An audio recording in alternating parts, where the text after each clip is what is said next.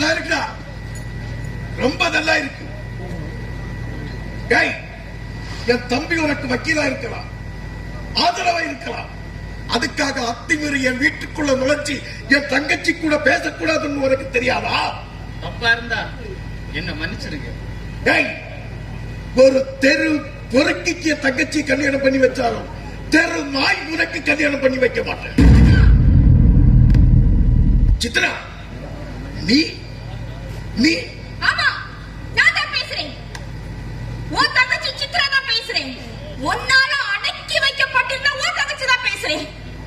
என்னம்மா பேச போற? இத பாருங்க, ராஜா இங்க வருவாரு போவாரு, என் கூட பேசுவாரு.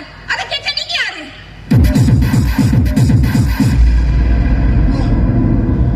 அண்ணம்மா. அண்ணன், பெரிய அண்ணன். இத பாருங்க, இதையெல்லாம் கேட்கறதுக்கு இந்த குடும்ப தலைவி நம்ம அம்மா இருக்காங்க. அவங்களுக்கு என்ன நடக்குற உங்களுக்கு ஏன் வந்தது? இவன் ஒரு கொலை குற்றவாளி. குற்றவாளியா இருக்கலாம், ஆனா கொலைகாரன் கிடையாது. குற்றவாளிகள் கூட சில சமயம் நிரபராதியா இருக்கிறது உண்டு, விடுதலை செய்யப்படுறது உண்டு. அசைக்க முடியாத சாட்சிகள் இருக்கும் போது இவனுக்கு கிடைக்க போவது தூக்கு தண்டனை. அதை முடிவு செய்ய வேண்டியது காவல்துறை அல்ல, கோர்ட். வலுவான ஆதாரங்களும் சாட்சிகளின் வாக்குமூலங்களும் கைகோர்த்து போகும்போது இவன் தண்டனையில் இருந்து தப்ப முடியாது. காவல்துறையின் சாட்சியங்களை பத்தி எனக்கு தெரியாது. எத்தனை கொலைகளை மூடி மறைச்சிருப்பீங்க, எத்தனை கொள்ளைகள் வெளியே தெரியாம அழிக்கப்பட்டிருக்கு, எத்தனை வாக்குமூலங்கள் வெத்த பேப்பர்ல கையெழுத்து வாங்கி சேர்க்கப்பட்டிருக்குன்னு எனக்கு தெரியாது. இதெல்லாம் உனக்கும் நல்லாவே தெரியும்.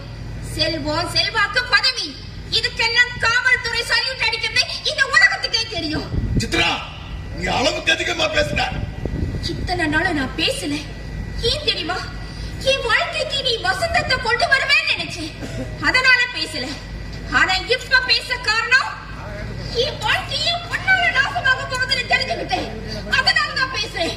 ராஜாவை நான் கட்டிக்க போறது ஆரம்பத்துல இருந்தே உனக்கு பிடிக்கல, அதனாலதான் இல்லாத கொலைப்படி அவர் மேல சுமத்தினேன்.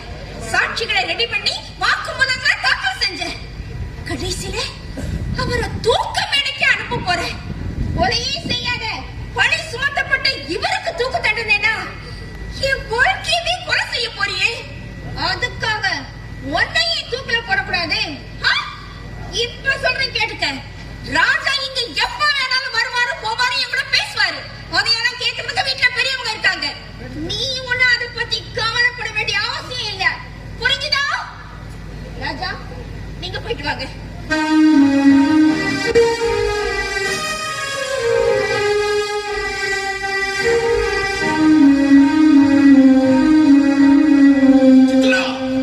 ரொம்ப கத்தாத, ரத்த கொதிப்பு